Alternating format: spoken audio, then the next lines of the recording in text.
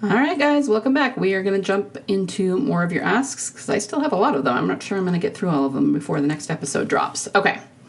If you were the showrunner / director / writer or anyone involved in raising the blood pressure of fans, how would you handle a rewrite of TWD from start to finish? Because I know you wouldn't kill Beth in the worst possible and procure what should have been the greatest relationship in television history.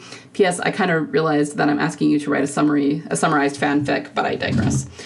I mean, I don't even know if I want to go into great detail about this. Remember that this is not the way that Gimple would have preferred to do it. He was just told that he had to get through all of the comic book material first. So yeah, I mean, if it was me, I don't know.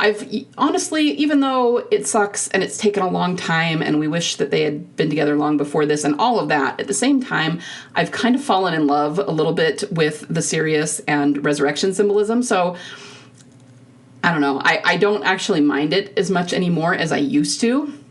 But if we weren't doing that, if we're going back to season 5 and what we all would have preferred to have happen instead of Coda, then yeah, I probably would have just taken the relationship from there. You know what I mean? And there were so many people throughout the years, so many of the characters who died that I really wish that Beth could have met and interacted with. I wanted her to meet like Abraham, and I wanted her to meet even like Eugene, which she still could, I guess. He's still alive. There's a lot of them. I have a total headcanon about her and Silas from The World Beyond being best friends. So anyway, I just would have loved to have made her part of all of those different arcs. And I know that a lot of people have wanted her to meet Negan, which that she still could. He's still on it too, so that could happen. So anyway, I don't want to go into a lot of detail about this, but I'm going to try to write you guys some fanfics. Honestly, I have not even started other than ideas because while the show is on, I have way too much to do. And unfortunately, I do have a day job as well. But I'm going to get you guys some fanfics eventually. Hopefully, I can start doing them as soon as this season is over. And so then I'll get you will actually see some of the ways that I might have rewritten it. But beyond that, I don't want to go into too much detail because I wouldn't even know where to start if we're talking rewriting the entire series. That would be insane, and it would take a lot of time, and I don't even know where I would go with that. But I would definitely make her a part of the arcs and make her and Daryl, obviously, they would be the big romance and all of that. So I'm actually really excited to get started writing some of these, and I need 36-hour days to get everything done that I need to get done. So. But I'll get to it soon, I promise. So thank you for the question. And may I just say too that I'm very flattered that you think that I actually could do a rewrite of the entire series. So thank you. You're boosting my ego a little bit there. Okay.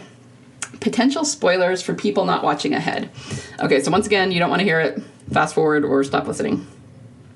I haven't seen the Daryl singing clip yet to confirm what part of the song made it on screen, but I did read a spoiler correctly that they seriously have he and Laurent crooning a song that goes, "No, you can't always get what you want, you can't always get what you want, you can't always get what you want, but if you try sometime, you'll find you get what you need." Yes. Lord have mercy, my fellow House MD fans will remember how much they kept going back to the well on that song and how often it was used in an on-the-nose way in that series. That's way more optimistic of a song than I figured they would pick going into this, if you know what I mean. However, Daryl is so dad-coded, Grimes kids, Lydia, etc., that I, not from a shipper perspective even, totally love the implications here. Daryl very didn't want to get ship-napped, but getting Laurent family, that's just his... was what he needed. Okay, yeah. So, I totally agree. This is the song they sing together, and remember we were all saying it would be super cool if they sang, like, one of Emily's songs, like Parting Glass or something, but, I actually really love this song as well, for what they're trying to say here. And I think the easiest way to put it would just be to go back to what I've said about Daryl needing to mature in a certain sense in order to be able to sustain a relationship with Beth.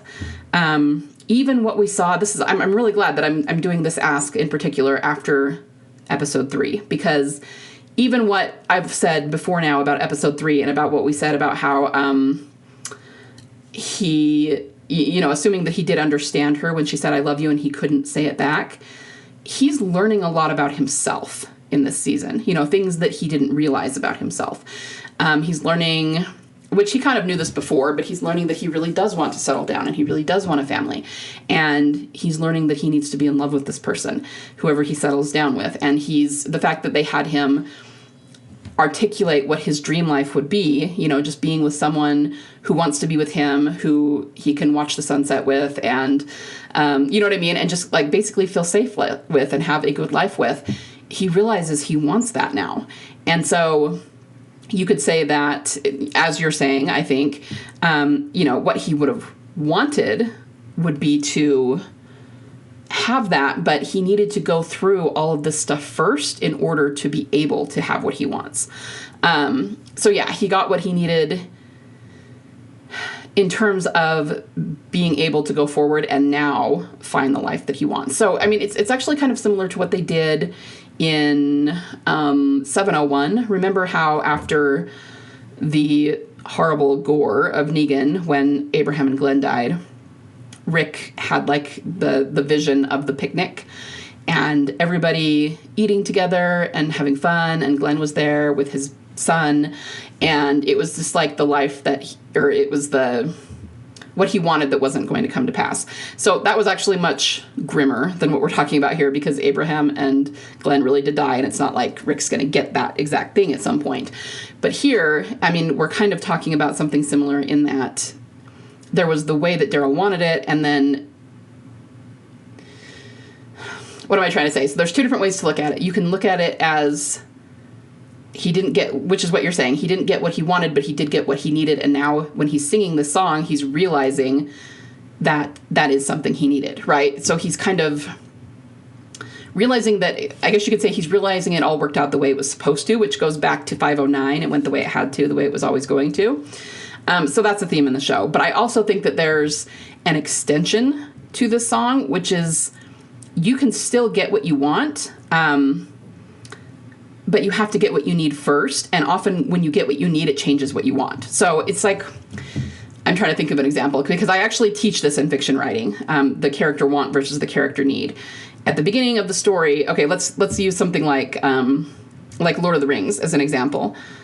Frodo wants to get the ring to Mordor because he doesn't want Sauron to rule Middle-earth and be a dictator and all that. But he actually wants to pass it on to the elves because he doesn't think he can do it. But what does he actually need? He needs to realize he can do it, and he's the only one who can do it. You see what I mean? So when he gets what he needs, it will help him to get what he wants, but it's also a little bit different than he originally envisioned it. So I kind of think that's what they're going for here, but it's very much centered around Daryl and around Daryl's love life, like, honestly. Because we always say, maybe what he wanted was, obviously, for Beth not to get shot and not to go through all that crap and all that pain. But maybe if they had started their relationship then, because Daryl was not romantically mature enough, maybe it wouldn't have lasted. Maybe it would have been really, really hard. But now that he's gone through all of these things, and she's obviously will have gone through things too by the time they come back together, they'll be where they need to be so that they can sustain that relationship together. And I kind of think that's like the overall theme they're going for here. We'll have to see how the episode plays out and how the season plays out, and I'm sure we'll have more to add to that, or I might tweak it a little bit. But I have seen that scene, the clip, and that was what I thought of when I saw it. In terms of House, I am not somebody who has watched House. I know people keep telling me to watch it, and I have not yet. But I have heard before that it was a big deal on that show. And I want to say, I know that there are ties between House and TWD. I'm not sure that anyone like Gimple has specifically worked on it, but it seems like we have found symbolism before that is the same in both shows. So they might be taking ideas from each other.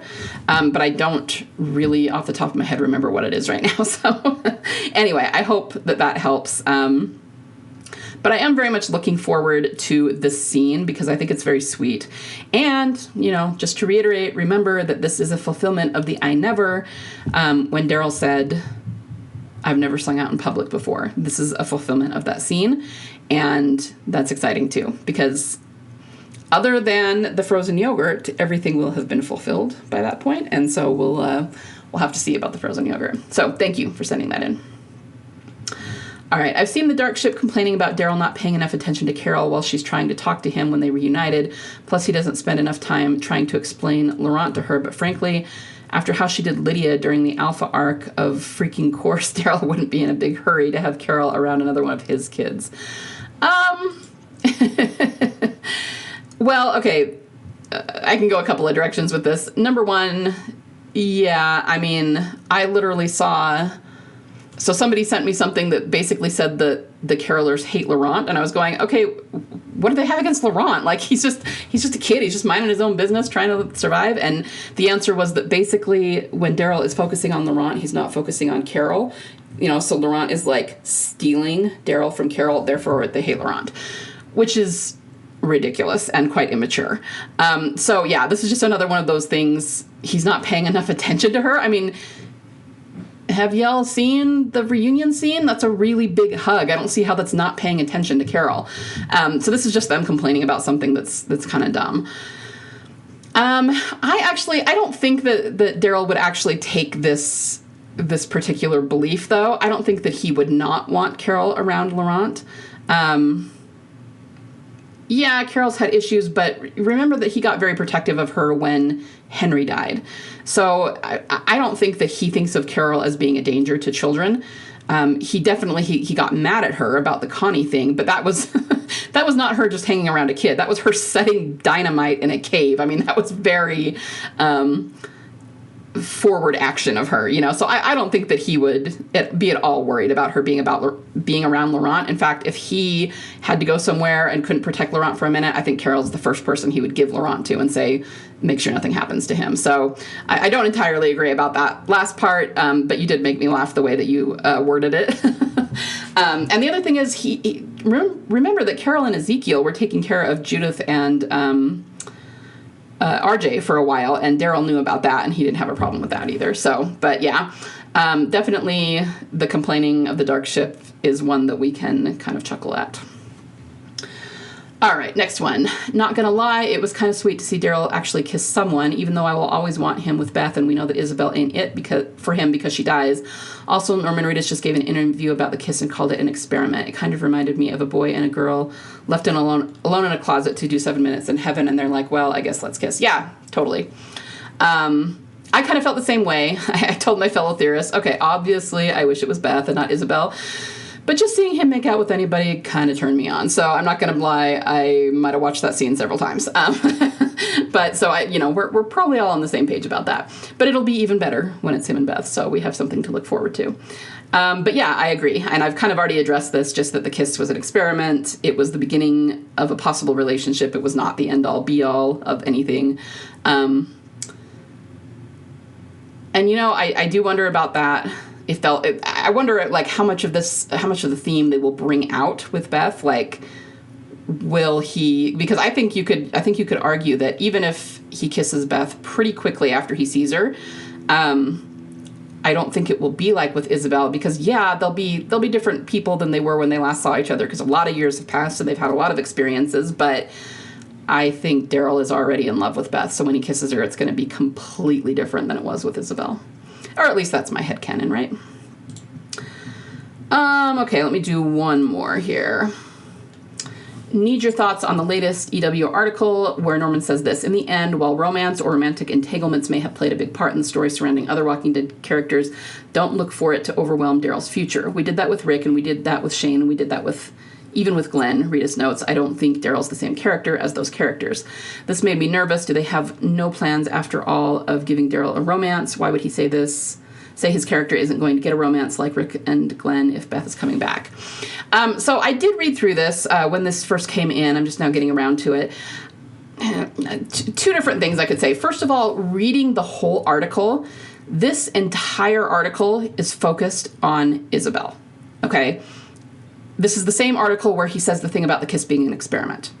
They talk about how people have wanted him to get together for a long time. There's been a lot of teases, but he's never actually gotten together with anyone other than Leah. I think they did mention Leah, but it was like a one line, except for this one relationship with Leah that we all kind of just blow past and pretend didn't happen. But really, the whole thing is focused on the kiss with Isabel, and it talks a lot about how a lot of the fans were melting down about it and the reasons they're melting down about it.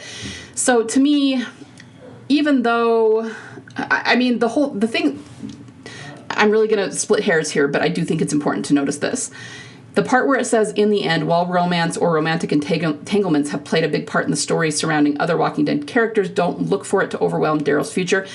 That is not what Norman said. That is the person who wrote the article. It is their interpretation of what he's saying. The only quote that we have from Norman is that we did that with Rick, we did that with Shane, we did that with Glenn, and I don't think Daryl's the same character as those characters. I'm not sure, obviously, I don't know what he's thinking when he says that, but to me, it's more like it's going to be a different kind of romance than they did with the other characters. But I mean, it's also kind of strange because Rick, Shane, and Glenn are not the same character even remotely. So I think he's telling us that it's going to be different than what it's been before, and I also think he's trying to misdirect a little bit, like throw everybody off the scent maybe a little bit, and this honestly could be aimed at the carolers. Like, there might have been a little bit worried that once Isabel died, everyone was going to go back to, oh, okay, so it's him and Carol again, and no doubt the carolers will say that. But the other thing is that having read the whole article and how very, very, very focused it was on Isabel, I feel like this applies more to Isabel than to Daryl in general. And I get that that's not exactly what he's saying, but even so, when I read it, I thought it was a way of him saying, because they were asking him about the kiss and because they were asking him about fans not liking because in the article, it's talking about how it's like weirdly specific about some fans who don't like Isabel in particular. And the reason they say that in the article, the thing that is cited in the article, is that back in season 1, she gave him an ultimatum. She basically said, she told him that if he left Laurent, that he would be just like his grandfather who left his family and died in another land. And that really was not cool of her to say, okay? Because she's basically saying that the people who he sees as his abusers, that because he's choosing to go home, he's turning into them. And that's really not cool that she said that. Now, obviously, where we are in the story, Daryl is kind of forgiven her for that, and it's kind of water under the bridge. But the article was saying that a lot of fans didn't like that because they felt like she was almost like abuse-shaming him by saying that, by giving him that ultimatum. And then for him to just kind of forgive her and forget about that and kiss her felt like it was out of character. So again, to my earlier point, it felt like everything about this was about Isabel. And so in that context, to have him say this, to me, he's just talking about Isabel. He's just saying, don't look, because you also have to understand that this came out theoretically before anybody knew Isabel was dying. I mean, of course, it all leaked because the episodes leaked, but if the episodes hadn't leaked, this came out before Isabel's death, because even now that episode has not dropped yet.